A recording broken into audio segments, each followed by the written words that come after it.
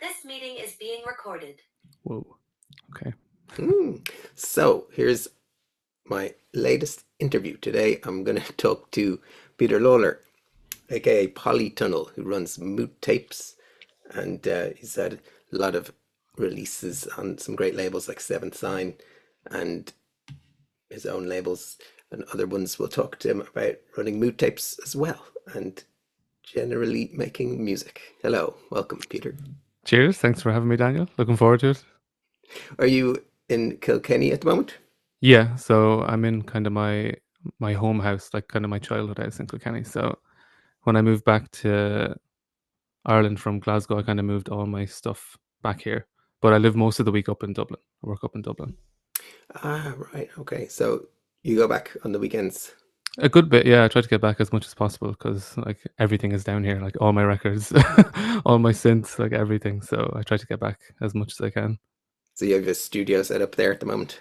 Yeah, kind of at the start of the summer, I kind of cleared out a room upstairs and just fitted it with everything. Like I moved back from Glasgow about a year and a half ago. Well, a little bit less, just over a year ago, and everything was in boxes. So I spent the summer, the start of the summer anyway, just taking everything out of boxes and remembering that I have these things.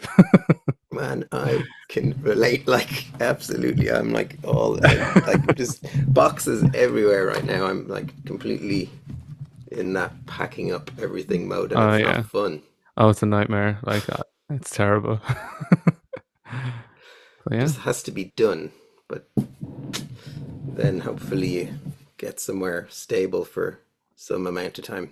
Yeah, that's what it's about. I kind of I was in Glasgow for so many years that I forgot how much stuff I accumulated over there. I was like, "Ah, it won't be too bad bringing everything back," but it was like a week of just packing boxes, like coming home from work and just working until I slept, packing boxes for Yeah. like a week. So it Was was there actually was there was there stuff that you were like, okay, I'm getting rid of this? yeah, a load of clothes, lots and lots of clothes that I was like, I don't wear this, so I'm not bringing it back. But no music stuff. I didn't try any music stuff. I kept every record and every Yeah, synth and every cable. It all came back with me. man. This, again, this is like there's nothing that my wife's like, do you need all these records? I'm like, yes. 100%. No, I did get like these boxes of boxes of records from my parents' attic yesterday. It was about like 300 records up there, and I looked through them all, and there were two that Yeah. I were like, okay. One was like I had two copies of it, so one copy going to the record shop, and the other one was like some random old 70s compilation. I was like, I didn't even know I had this, Yeah. but I'd say the I'm other probably two, not yet. similar. Yeah, there's probably like one or two that I really could have gotten rid of, but I don't need. But you never know. Might come in handy one day. Just so mad. It's like you're just looking through the records, and it's not about really listening to them, although it would be lovely to listen to them, but it's just like a memory associated with each one. Yeah, it's like nice to have. I like being surrounded by things, and like it will like that's the thing. It will come in handy one day. It might be one day in 10 years' time, but you will have that record. That's what I like to hear. Yeah. And music equipment wise, did you buy much over in Glasgow? Yeah, I accumulated, I'd say, most of my kind of hardware collection over in Glasgow because when I was over there, it was during COVID. So I'm a primary teacher, so I was teaching remotely for a long period of time in Glasgow. And we weren't allowed to go anywhere, so I just ordered a load of synthesizers and a big Brilliant. mixing desk. Yeah, so it Did was you get fun. stuff from Rubadub mostly, or is there other shops there? Yeah, I didn't buy any synths from Rubadub, but I bought most of my records from Rubadub. Yeah. It's a spot I always go to every time I'm over there, and there's always great stuff. And synths wise, is there like a few different places to buy those in Glasgow? There's a kind of a famous place called Signal Sounds where Yeah. they have a big kind of online presence. They have a very varied range of stuff and kind of quite they like to have lots of synths from like Soma, and then they'll have the new Moog when that comes out. So it's not cheap stuff, but really, really good kind of quality curated list of stuff that they have. Nice. Yeah. And have you been getting time lately on the weekends to make music? A little bit, yeah. Not as much as I would have liked to. So, like as I said, I'm a primary teacher, so I had the summer off there. So when I was back, I was doing a lot of music and got loads made during the summer. And like it, but making music, I can't really say, okay, I have a week off. Now I'm going to make a lot of music. It doesn't really work like that. So sometimes it just coincides with being on a holiday that you get the feeling of wanting to make a load of music.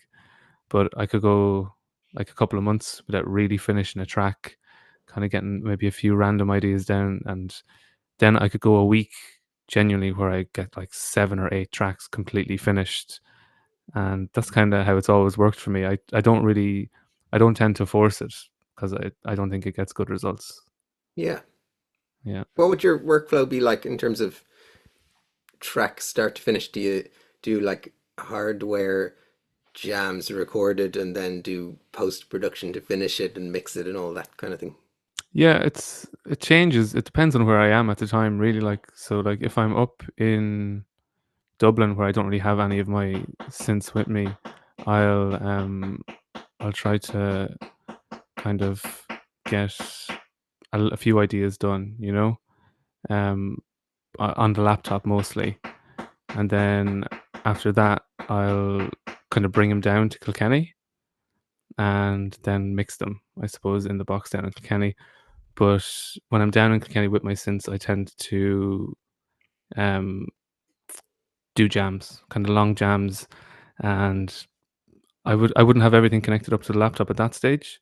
I'd kind of jam. My main kind of my hardware sequencer is a Hapax Scorp. Have you heard of it? Scorp I've heard of, but maybe not that particular wood. Yeah, Do they do the pyramid or something? yeah. So the Scorp is kind of one of the most recent ones they brought out. It's an amazing hardware sequencer, like really, really good. So sorry, can you hear that noise coming Yeah, through there? banging. Yeah, I'm not sure Someone's what's banging. going on. Someone from next door. I don't think we're making that Ah, much noise. that's all But right. yeah, this kind of I sequence everything on the Scorp, Yeah. would jam it out on kind of a few different synths and my mixing desk, and then I don't have like I have a very small audio card, so I don't have lots of different inputs on it. So I tend to do it like one at a time, then kind of do a pass of it, and then after that, kind of break it down and see what comes of it. Do you do like record each part into the software? Yeah. So I'd kind of do, I suppose, maybe 4 or 5 minutes just of kind of fiddling about with whatever synth I'm working on, and then do that for every single one. Ideally, I'd love a sound card where I could just do everything all at once so it catches the whole jam. But that's the next purchase. But I think it'll make a big Always difference. something. Yeah, I know. Yeah, I know. And did you ever try and capture something like just from the outputs of the mixer? Like, did you ever work like that where you just make the track and then boom, it's done, record it in? I did that most recently, actually, with a track probably about 2 or 3 weeks ago, where I had it set up on the mixer where it was sounding good on the mixer, so I literally just did it stereo in to Ableton, and then just kind of did my own kind of master on that, and it sounded I don't know, it sounded good, but uh, I think, well, it's kind of a slippery slope, isn't it? You can kind of say it sounds good, I like how it sounds, but I would change this or I would change that, but then you can kind of get lost in doing stuff like that and kind of take away a lot from the track, I think, because back in the day, these lads were just banging it out and just recording it as is. Yeah. And even I think someone like Eddie Reynolds, TR1, I think that's what he does. I think he just has his mixer, does a, a few passes of it on the mixer, but when it comes, whatever comes out the stereo channel on the mixer, that's what the track is, which is amazing because his music sounds class. Like he recently sent on a promo for his new record, and it's just top quality, like so good, and that's how he makes it. So And now I, you get the rawness and the energy in it if you're yeah, good. I think Automatic Tasty also does it like that, or used to anyway. really, yeah, And yeah, a few other people I know. I'm always interested. I think like it does require the skill to have it sounding good enough to yeah, just record straight to 2 track, but it's very appealing to try and do. I've always wanted to try to do it, but haven't got there yet. yeah. Like that track that I'm talking about has since it's been signed by a label, so it obviously sounds good enough to them. But I still would probably I'd love to have just the drums isolated on their own, so just I could sort a bit of the low end out and stuff like that, you know? Of course, but then you can't, which is Yeah. a blessing. Yeah, yeah. So I'll give it a go, I suppose. I'll keep going and see, can I get the hang of it? But I think I might need a bit more kind of external hardware effects then to really get that going, kind of nice compressors and stuff like that. But Yeah. then you get into crazy money, you know? Yeah, this that's very hard to like go, "Oh, I've got enough equipment Oh yeah, no, that doesn't exist. Yeah. An expensive hobby. It is, but it's very satisfying when you get that piece of equipment that you've been looking for a very, very long time, you know? Like even in the room I'm in now, there's a lot of stuff that I don't use that much. Um, like I have a lovely like Fender Tweed amp over here that barely gets turned on, but I know I can use it when I want to use it. Like, you know, that's kind of what I think being in production is. You accumulate a lot of stuff, and after a couple of years, you'll start accumulating less stuff because you'll have a core in the studio of things that you know, that will come in handy for this, or that'll come in handy for this, and you'll realize stuff that you just will never use and get rid of it. You know, there's loads. I've got a lot of stuff, but I've gotten rid of a load of like synths as well that I just don't need. You know, and replace them. Yeah. Yeah, same. That rings true for me. The things I've sold are things that I might have liked them, but if I recorded them, I felt like they didn't work that well with my music, so I just sold them or swapped them for something else. And Yeah, yeah, what I have now, I'm pretty happy with everything. yeah, same for now. See a guitar there. Is that a Yeah, that's over. It's Epiphone? it is an airline. Do you know airline? No, I don't know those Um, actually. it's a well, it's an Eastwood guitar. So Yeah, it's made by a company called Eastwood, but it's based on an airline model from I think the 1960s, 1950s, something like that. right. So yeah, I got that a couple of years ago. I love it. Yeah. It's my yeah, really, really nice. Is it like similar to a Gibson type shape? Will I show you? Yeah. Yeah. Always like to see a guitar.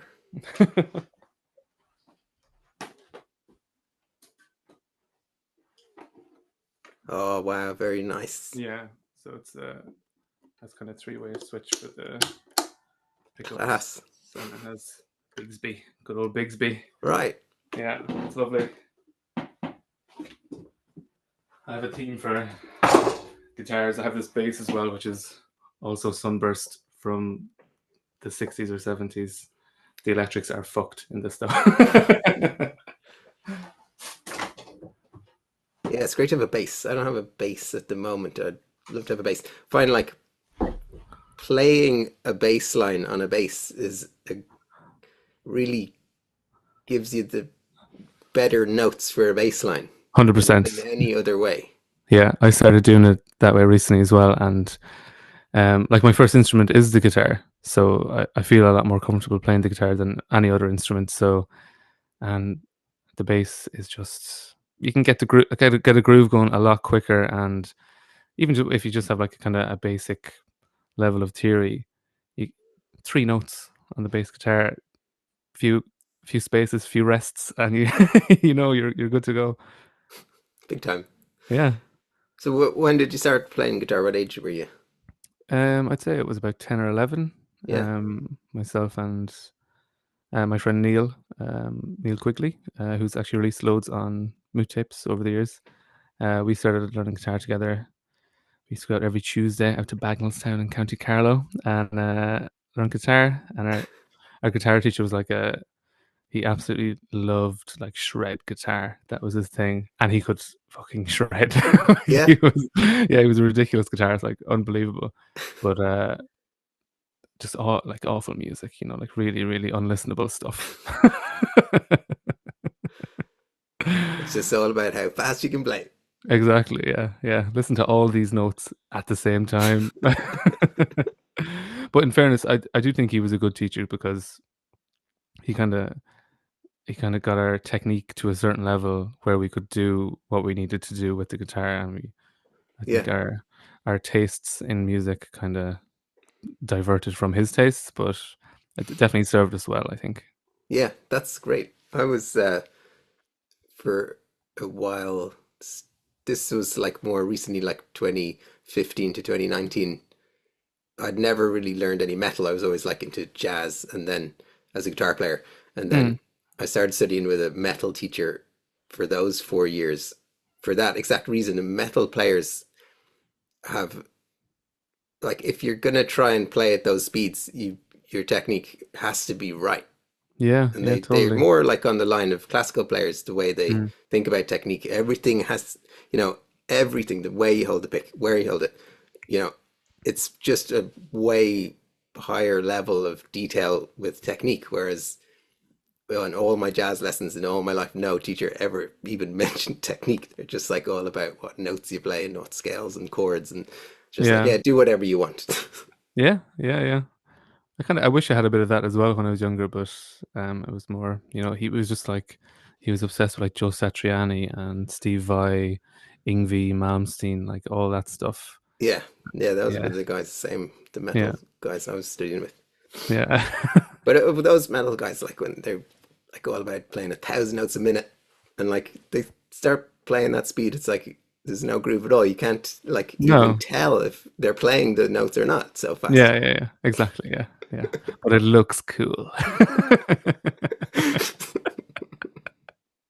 There's a weird thing about electronic music I have with playing guitar, and like it's just such two different worlds. It's like, Yeah, if you're in a club and you're seeing a DJ playing techno, like imagine the incongruity of them like picking a guitar up yeah, and being I like, now know. I'm gonna play guitar over this. Yeah, I haven't found a way to make it work, Neither. and I can't really think of anybody who has. Nobody. I just think it looks naff. Like as you said, if there's a guy who's like surrounded by synths and then suddenly he just breaks out a guitar, it just reminds me of I don't know, like remember like Thomas Dolby, where he would have like just stacks of synths around him, and he's just like shredding on the synths like either side of him, and I just think it looks terrible. Like I think it looks awful, and it's something aesthetically of a guy playing guitar with techno that just or electronic music, not just techno. I just think I haven't made it work yet, and I don't think I'll ever be able to make it work. Yeah, it's really weird. I mean, it's like Square Pusher, but he's playing the bass, so Yeah, it's like a different thing. yeah, The it bass is is. okay. Yeah, and I suppose with the type of music he's making as well, it suits it. It's Yeah, very kind of his playing style suits it. It's very kind of scattered and skittery and just like he shreds, yeah, you know. But he makes it work. total virtuoso. It's mad. Yeah. There's like that that track, early track, what's it called? It's like the chessboard on the front. It's got like a name like E7, no, the track. I mean, it's No, like no. a really early kind of proto techno track. Oh, sorry. The manual Gotching Yes, E2 to E4. Yeah, yeah, E2 to E4. Yeah, yeah. it's a chess Yeah, I have it reference. here beside me, Yeah, actually. I have the I record, yeah. didn't hear that until relatively recently. Like I think about a year ago was the first time I heard that, and I Yeah. was like so surprised how well the guitar works in that track. That's Yes, like a guitar yes. solo for Yeah, ages. yeah. It works. But It since does. then, like That was nothing. it, yeah. That was it. And there was actually I have the original record, but there was a recent kind of I have it here somewhere. It's like reimagining of it. Alex Cassian and Mad Professor Oh did wow, yeah, did like a kind of version of it, and it's really really good. yeah. I'll Kind of have to check that out. Yeah, dubbed out kind of version of it. It's cool. yeah. I did hear something about that. I haven't listened to it though. It's great. Definitely gonna check that out. Yeah, I think it's here somewhere. My piles of records. Aha. That's it there. Oh, nice. There you go. It's very, very good. Is that a Vermona drum machine in the background? It is, yeah. That would be the most recent kind of addition. I had a drum machine called a Mode Machines ADX1. Kind of like a little black box of a drum machine, analog drum machine. And it was some cool sounds in it, but I couldn't really fit it into anything I was doing. I think it's actually one of the drum machines that Bicep used live on their tour because it's ridiculously light. Like it's unbelievable. The plug is actually probably 3 times as heavy as the box itself. Like, but it's not built very well. I found it's kind of a bit rickety. And then I sold it on adverts, which is where you sell things. And then I found a fella who's selling the Vermona for around the same price that I sold the Mode machines for, and like that's built like I don't know, Soviet era machines. It's like it's unbelievable. I think I could Yeah. throw it through the window here and it would be fine landing on the ground. Like it's amazing, and I love how it sounds as well. I always kind of wanted one for a few years. I always liked how they looked, and anytime I'd look on like Fact and look at these studio tours, like Steffi or someone would have like a Vermona, and everybody just had a Vermona. It's like it must be a good drum machine if all these producers. And yeah, I think that's going, like I was saying earlier, I think that will be one that is going to hang around for a very very long time, Is that a because Drum One Mark One or Mark? that is, I'll tell you, it's a Mark III. Oh, right. Yeah, I Drum had One a, Mark III. I had a Drum One Mark Two, blue one. Oh, blue one. Yeah, it was blue. All right, I didn't even And know they did blue. yeah, that was like a while back. That was in like in the 90s. Oh right. Yeah, it was one of the things I sold to Automatic Tasty Ah, because I was going away traveling. I was like, here, I don't need this. You take it. yeah. Well, he's done well with it. Yes, yes, yeah. I want it back now. No, yeah, it's really it's hard to kind of not just want things. I know. I have a few on my list that are still to come, but I need to, need to find a proper place to live first, I suppose. Yeah, yeah. So that's the kind of big issue too, because I'm in the process of moving over to the UK. It's partly because it's so hard to find somewhere to live in Dublin and so expensive. Is that Yeah. also why you're not living in Dublin at the moment? Well, I'm staying like in North County Dublin, pretty much like on the border with Meath, like up near Balbriggan. Oh yeah, you're Uh, there Monday to Friday. yeah. Yeah, So I teach up there, and then yeah, I head down here as much as I can. So yeah. it's not too bad. But yeah, we're And looking for a solid place to kind of move to, but it's you've been not looking easy. Yeah. super big problem. Yeah, housing crisis. Yeah. Like we're looking to buy, so Okay, yeah. I couldn't stomach paying a landlord rent, so yeah. that's And what I'm are trying to you do. like when you went to Glasgow? Did you think any point you'd stay living over there? Yeah. I loved Glasgow. Uh, it's an amazing city. Like I describe it as a kind of smaller, cheaper, more livable Dublin. Yeah, There's and all of the good things about Dublin are in Glasgow, and but a lot of the bad things about Dublin are not in Glasgow. So like the extortionate rent, like it doesn't. Well, I'm sure it's gone up since I've moved. I still have friends over there, and what they're paying is maybe a little bit higher than what they were paying when I was living over there, but it's nowhere near the levels of what's happened in Dublin. yeah, You know? yeah. And brilliant music scene. Oh Absolutely yeah, like legendary clubs yeah, and record shops. yeah, yeah. Like Sub Club was Yeah. just. I didn't go as much as I should have probably, but anytime I went, I just had an amazing time. 'Cause Yeah, I went really kind of specifically to see certain acts that I wanted to see, or maybe people that I knew that were playing, and I'd just go in for it. And it was always quite a mixed crowd in there. Like some of it would be quite young, but then you'd get the fellas in their 40s and 50s, as well. So very welcoming. yeah.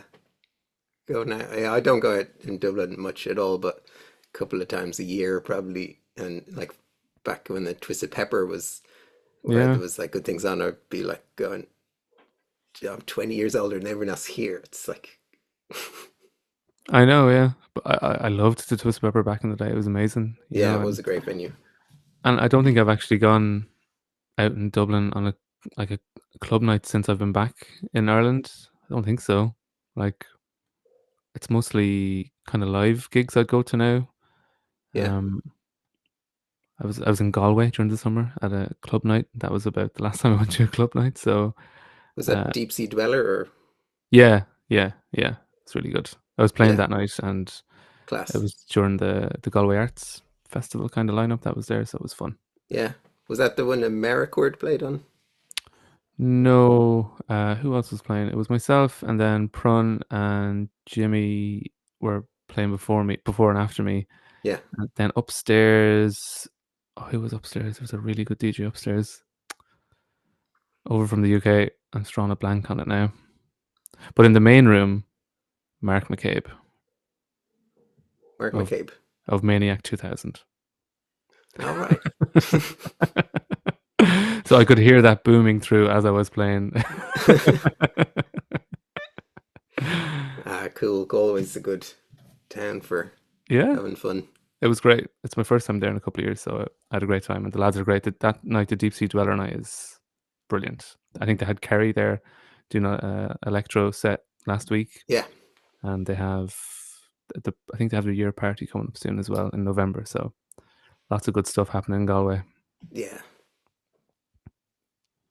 Yeah. I've met Jimmy loads of times over the years at different things. Like once when I was at Open Ear in 2022, I think I was the morning after I played, it was like kind of early in the morning, and it was all that kind of everyone's zombie walking around, and I was Yeah. in the kitchen like trying to make a cup of coffee or something, and there's another guy in there doing the same thing. We were just like, "Ugh." And then after about like 10 minutes, you kind of looked at each other, Jimmy, Daniel, oh my God, it's you. Yeah, that's what festivals are for. Yeah. Have you played at Open Ear? No, I've never even been. Ah, Yeah, it's one of my regrets in life so far that I haven't gone. Like literally everybody I speak to who's gone has been telling me that I'd love it. So yeah. I'm dying to go down. Yeah. Yeah, well, you'll definitely be playing at it because that's the cool thing about the way they kind of book the festival. It's like all Irish acts, and no, and they don't rebook acts. Like it's all different every year. Yeah, yeah. That's amazing. So Yeah. so many people get their only festival gig at Open Ear because of that booking reason. It's brilliant. It's absolutely class. Yeah. Like the lineups are, yeah, as you said, like it's all Irish stuff, but it's incredible. Like, the every year they pull out like, oh, I'd love to see him live, or I'd love to see her live, every single year. So it's my goal, if I'm not playing next year, I'm going. Yeah, and so yeah, back. So you're looking for somewhere. Or have you been spending much time on the house hunting? Yeah. It's it's just, yeah, it's brain melting. It's Yeah, just getting a mortgage and then just finding a house, and even going sale agreed on a house isn't the end of the journey. So big time. it's we'll see what happens with that. Yeah. It's just it's a mind fuck trying to get a house in Ireland. It really is. Well, good luck with that. Thanks. Cheers. Oh, Good luck to you as well. Yeah. yeah. Good luck. I'll be Is well it Bristol? renting in You're Bristol. Yeah, I'm visiting? going to Yeah. Bristol uh, it was hard enough to even find a place to rent, mainly because we've got dogs as well. So when you're Yeah. renting and you have dogs, that is like, only a tiny fraction of available Yeah. houses are pet friendly. I know. So it took a wee search, but yeah, pretty looking forward to getting set up over there now. And we can, And you got a place sorted? yeah, Oh, find brilliant. one after about 6 weeks of looking, but Right. looking every day, like trawling the right move and all that. Yes. So yeah, next week I'm heading over, getting the Wow. keys. Brilliant. And music wise, so one thing you mentioned earlier, you said yeah, that recent track you recorded and then you got it signed already.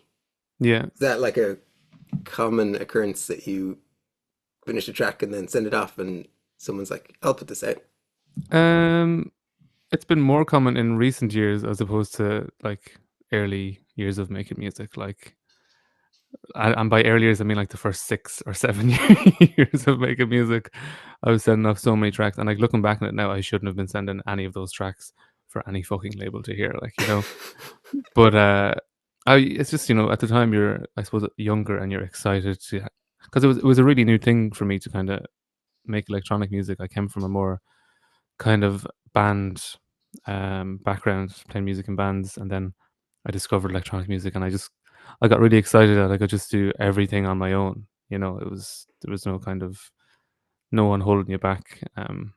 So anytime I finished a track back then, I would send it off straight away, and very very rarely labels would get back to me. And then like a few labels did, obviously. And I like, before I was releasing music as Polytunnel, I was releasing music under Replete for like 5 or 6 years, and at the end of that run, I was starting to kind of make the music I wanted to make, or that I was trying to make, and I got a few tracks on different records on labels that I liked. So the last two Replete tunes ended up on two different records, and they were kind of more towards stuff I was gearing towards after that. So it took a while, but yeah, like in recent years, I just think when you're making music for so long, you can kind of, you have a better grasp of what you're making, and you can tell if it's good or you can tell if it's shit a lot better than you could early on. Whereas like early on, I would send anything out, and I couldn't even tell you what genre it was now listening back to it. Whereas now I trust myself a lot more in kind of my ear, because like as much as like kind of making a lot of music, I listen to a lot of music. And I think one thing that always gave me kind of solace over like maybe months and months if I wasn't making a load of music, I in the back of my mind I was like, well, I'm learning something because I'm listening to so much music during this time. So I know when I get back making music, I mightn't have technically improved in my programming or whatever, but I know there's kind of a sensibility that has grown during that time, and that's what's happened in recent years. And I just think when I send out stuff now, I'd be more particular about the labels I send it to, um, and then I suppose that just gives you a higher chance of hitting a label that are going to be interested in what you're doing, because they're going to be interested in something similar to this. Yeah, So yeah, it's been a lot better in the last, I'd say, maybe 4 or 5 years well, in that's regards to that. class. Yeah, So you feel you're there's a progression there with the definitely. Yeah, definitely. I could be sending like back in 2013 or 2014, I was sending like chill wave tracks to like banging techno labels. You know what I mean? But I was just like, oh, this is electronic music. right. So, but they have absolutely no interest, and rightly so. you know. Yeah. Whereas now, like, okay, this is a kind of an electro track. I know which labels might be interested in this. Do you ever have a particular label in mind and then make something like that and send it to them, or you always just No. like make whatever you want and then you after? No, I'd never kind of have a label in mind. Obviously, there's labels that I would love to release on, but I'd never kind of sit down and say, okay, I'm going to make a track that's going to end up on Hessel Audio, Yeah. because I think that's the one way you make a track that will never end up on Hessel Audio. you Yeah. know, um, so I might hear it, I might be listening to maybe a certain artist and I'm like, ooh, that's cool what he did there, and then I'll try to do something similar, and it'll end up not sounding anything like it because I'm not as good as that producer, but it'll be my own thing then, and you kind of you whittle away at that, and you kind of find what you like and what you don't like in your own music. And like I don't know, I make like house and techno and electro music, but they all kind of have certain things in common in the type of electronic music that I make, I think. What do you think are the common elements for you? I love pads. I put pad sounds in absolutely everything, and I just love them. And I love kind of nice, melancholic chord progressions. Um, that's in everything I make, and I find it difficult to do a track where it's just like drums and bass. And I think that's a big reason why like a lot of my music isn't really. It's not like banging house and techno or electro music. I've been trying to do that more recently, but I think once you bring in a kind of dreamy, floaty pad sound, it just turns it into something different. And I've been trying for years to not do that, but I just love it too much. Do you think there's something over the years I've found that like the electronic music from Ireland, in my opinion, is more like, well, musical to use that term in terms of the chords, the melodies. It just, I have that impression of it. Do you know what I mean? Yeah, yeah, I can see what you mean. Like someone like Automatic Tasty, for Yeah. example, the stuff that he makes is very, very musical, and it's clear that he has a pretty good grasp on music theory and what he's doing. He's not just plundering away on the keys hoping to hit the right notes. I think he would deny that. I think he Oh, would really? like, yeah, I think he would say he does it by ear. I think he Really? doesn't, yeah, Oh, right. Wow. Well, I take it back.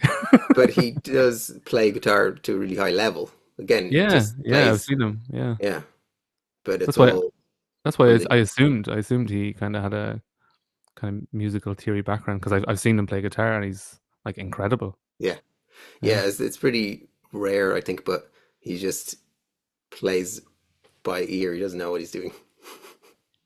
Well, it's working Great. for him. Jesus. Um, but yeah, then going back right back to decal, like when I was kind of getting into electronic music at the beginning of the mid '90s, it was like decal were playing live sets. Not Yeah. many other people were here at that time, and then the records they were putting out, like they were also the kind of musicians who would have been in bands before they did electronic music. And just from the people I know making the music, it's rare here to find even a techno producer who doesn't also play an instrument Yeah. or had played an instrument in the past. Whereas in my, if you think of like German, absolute like straight ahead techno, it's clinically amazingly Yeah. produced and everything, but it doesn't have the same musical elements. Like, not to say one's better than the other, it's not, it's just all different. But in Ireland, it's strong on the melodies. Yeah. Yeah. Well, yeah. That's what I love as well. Like a nice kind of dreamy pad sound and a nice melody, and then Yeah, everything else kind of fits around that. Like anytime I start making tracks, I always start with a chord progression, like every single time, and then everything gets built from there. yeah. What's your favorite So chord progression these days? my favorite chord progression these days. Wow. Like literally anything in a minor key. Yeah, I find it impossible to write a track in a major key. I just it doesn't work interesting. for me. My ear does not like it. Yeah, I think once so I make music with a guy called Leo Pearson. For we've made music for the last couple of years together, and I think for one of our projects we did one tune and it was in a major key, and I could see that we were trying to convince each other that it was good. Like, it is good, isn't it? It is, isn't it? And I was like, no, it doesn't work. And it never got released, so obviously it wasn't as good. it's interesting, isn't it? It's Yeah. I mean, like, I think was it Coltrane only played in minor keys, I think, at Really? a point. Like, he played lots of standards that weren't in minor keys, Yeah. but all his own like stuff from transitional later albums. I could be wrong about that, but yeah, I think he mainly did minor stuff. Yeah. This is Well, something cool about minor chords.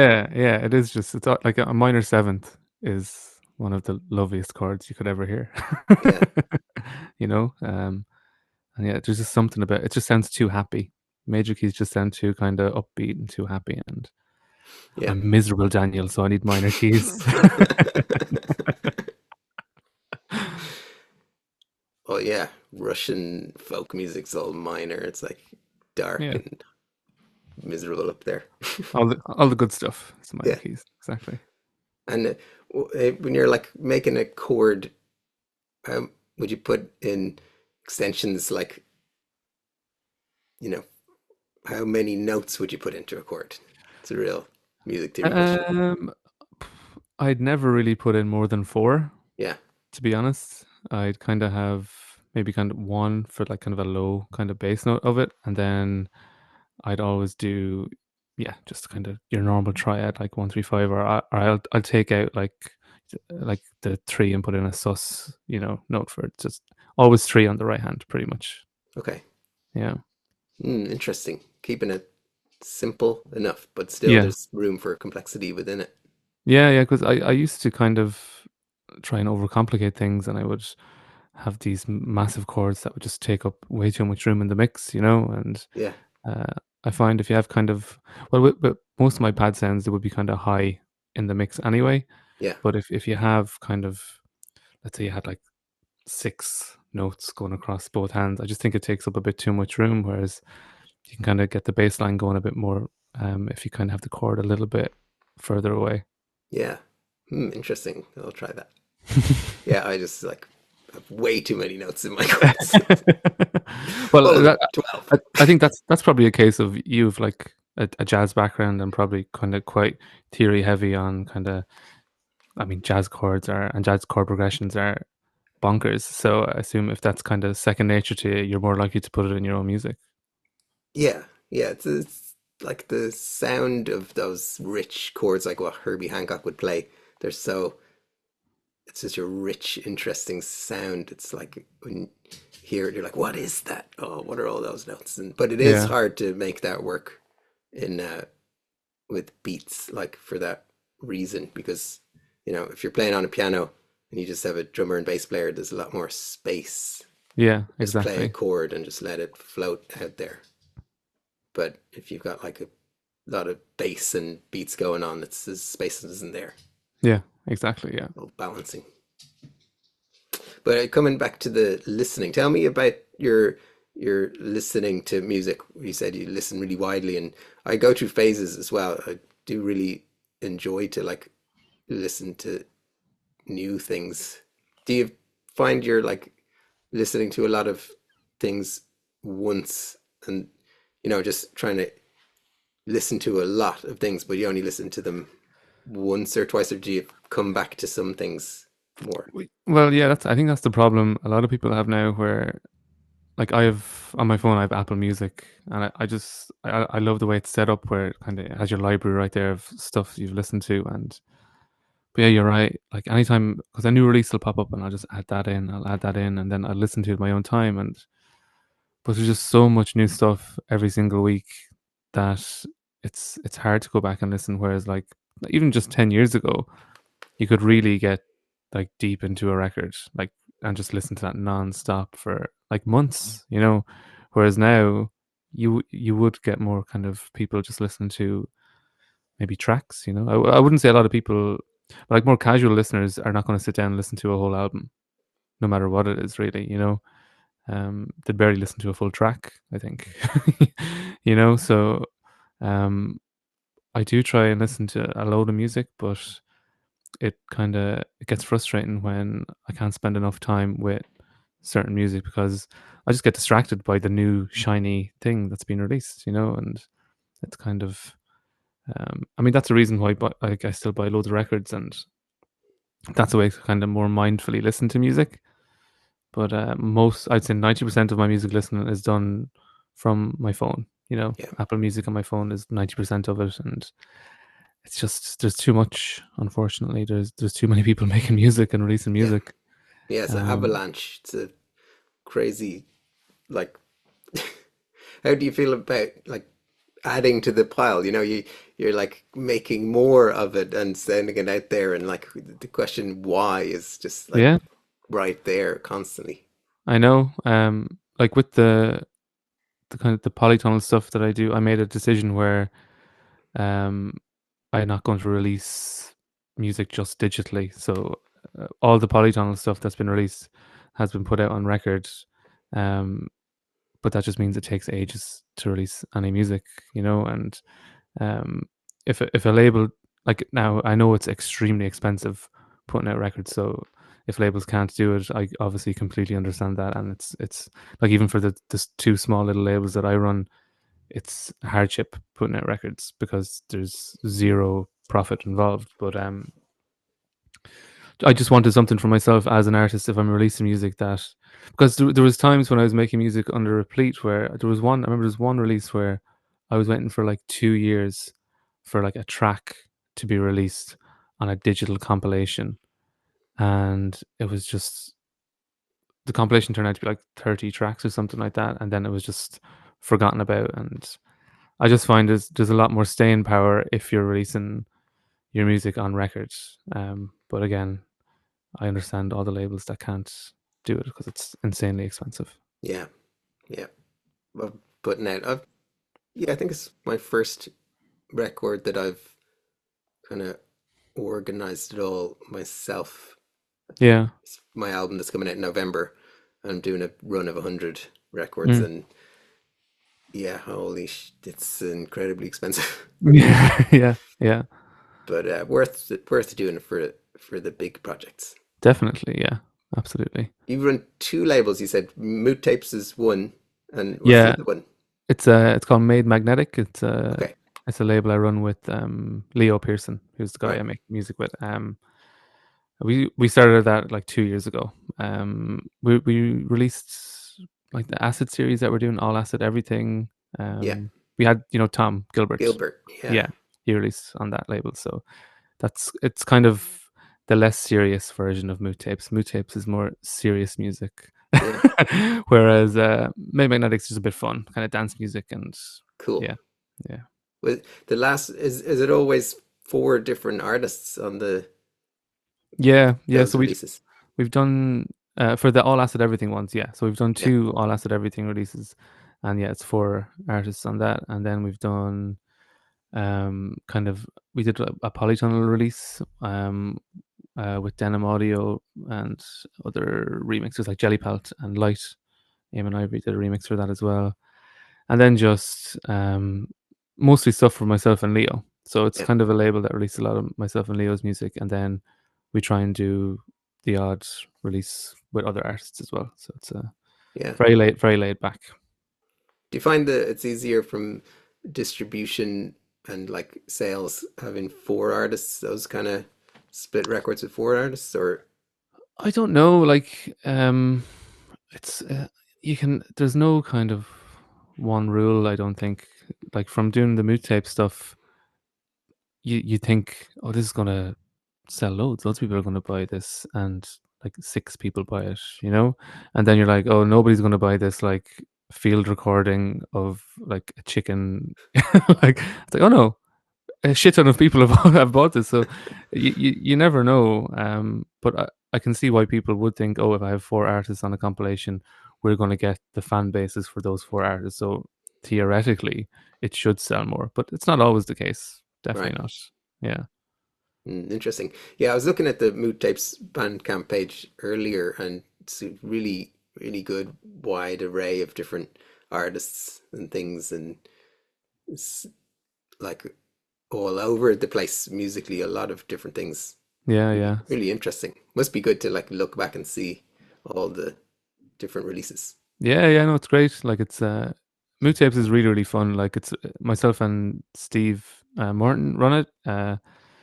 Steve does all the artwork Oh yeah, for all the releases. He's an amazing artist. He's actually still living over in Glasgow. He moved over with me a couple of years ago, and we kind of ran everything from there. And it's just really fun. And like, a lot of the releases on Moot Tapes are kind of people we know or friends of friends. You know, I'm trying to think. Is there anyone who has just released that I had no idea who they were beforehand? Um, well, we did a single series recently, and we had a few people on that I had never met, um, or kind of knew before they sent me music. So we had a guy from Derry called Planting who released with us, and then Flowers at Night. Um, I think she actually lives on Sherkin Island. Juno is her name. Wow, She makes kind of ambient electronic music.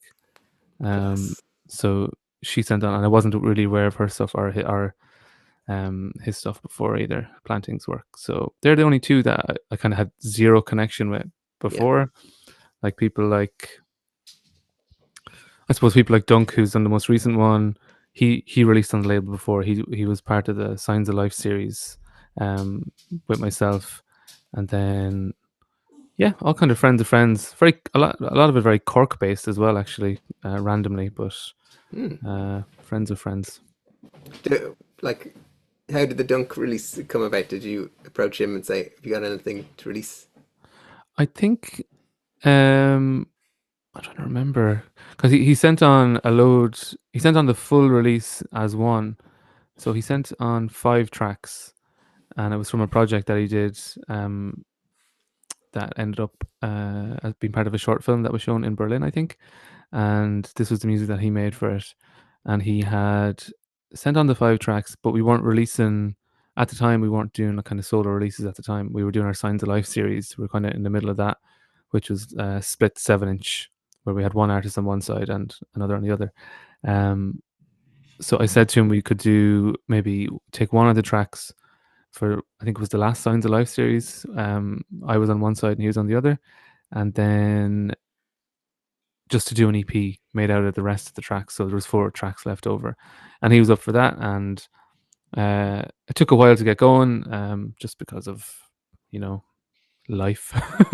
Everything gets in the way of releasing music, but he was patient with us. So thank you, Dunk, for that. And we got it sorted. So it was released there last Friday, and Steve did some amazing artwork for it. So I'm really looking forward to that. Kind of seeing the physical version of it. So yeah, Oh, nice. Yeah, I yeah, grabbed it on the digital. Haven't listened to yeah. it yet, It's but like, lovely. yeah, I mean, Reveal in Finder is such a good album.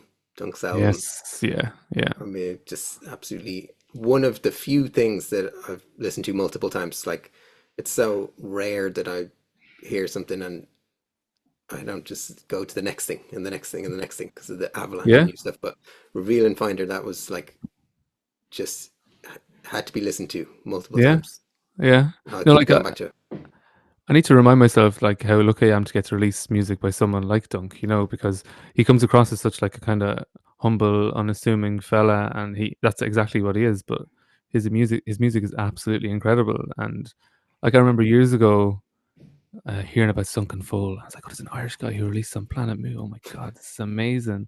And then I remember I was playing like some stage in the Body and Soul area, Electric Picnic, back in like 2012 or 2013. And I was playing, and then like 2 acts later, Dunk was on. And I was like, I'm playing the same stage as Sunken Foal. Like, I can't believe this. This is amazing. And now he's released on the label. So, you know, it's great that he's up for release on small little labels like Moot Tapes. We're really appreciative, and It's um, class, yeah. absolutely class. One of the best musicians in the world, Yes. TM, by Yes. quote from Autograph. I'd have that in my grave, to be honest. If that was said about me. Absolutely. Great release, class. Yeah, I love him. So, when the like DJing or live sets, anything coming up for you, or is it something that you like or want to do more regularly? Or it's hard to fit in performing as well as all the other stuff, isn't it? Yeah, it is. Like I do the odd DJ set now. I used to do like every week in Yeah, different places, but since coming back to Ireland, I just can't really, I'm so wrecked after a week at work. Um, but like we have kind of a residency in Lucky's for Moot Tapes, and we do that every like 2 or 3 months. And then I have every 2 months in Fidelity, new bar in Dublin, and that's more kind of relaxed. I play a lot of kind of jazz and kind of West African music and stuff for that.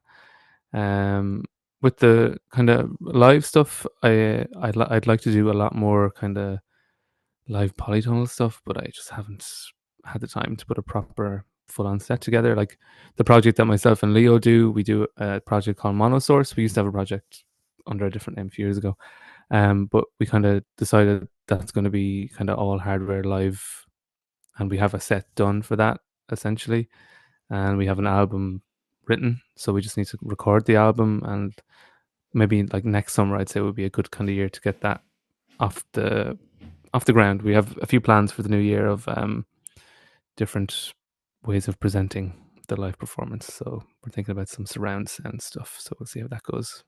Interesting. That sounds class. Yeah, so it'll be, if it happens, it'll be fun. But we started making music together in the realm of surround sound. So we were doing a project for Red Bull Music a couple of years ago called Sound Dome.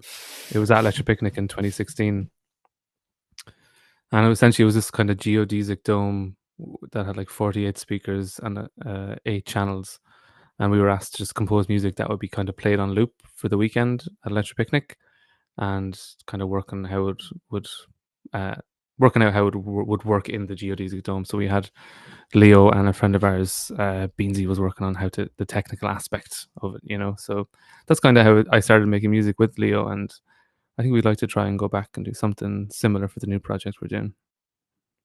That'd be interesting tech spec setup. Yeah. We only play like where there's a 48 speaker array in 8 channels. I would limit it right down. But it's a class. A good excuse for not gigging that much, though, you know. I remember going to the National Concert Hall, and one of Stockhausen's pieces was on. It was for 8 speakers, like 4 stereo channels. Wow. It was what's it called? Hymnen, with the like national anthems of different countries are in it. But it was absolutely amazing sounding. Yeah. And I've definitely tried to do some stuff before with the Spatial Music Collective, group of composers who do that stuff in Dublin. It's really interesting and hard. It's definitely like one of the less kind of like there's not a lot of stuff. It's like with making the sounds move in 3D space. That's like one of the really interesting areas for exploration. Yeah, definitely. And like that's what, with the Sound Dome project, that was the main kind of criteria. It's like, if you're making the music for it, it needs to suit the environment that it's going to be put in, like, you know. So there were certain things that really lended themselves to being kind of spun around, and like arpeggios, for example, would work really, really well kind of going around. And obviously you'd keep the bass pretty pretty solid, but everything else you can kind of move around the space. And like people really loved it that weekend. It worked out really well. So yeah, I would love to do something similar. Sounds class. Yeah. So I don't know. You're moving to Bristol. So I was in Glasgow. You know, it's a little bit different. Yeah. I'd say.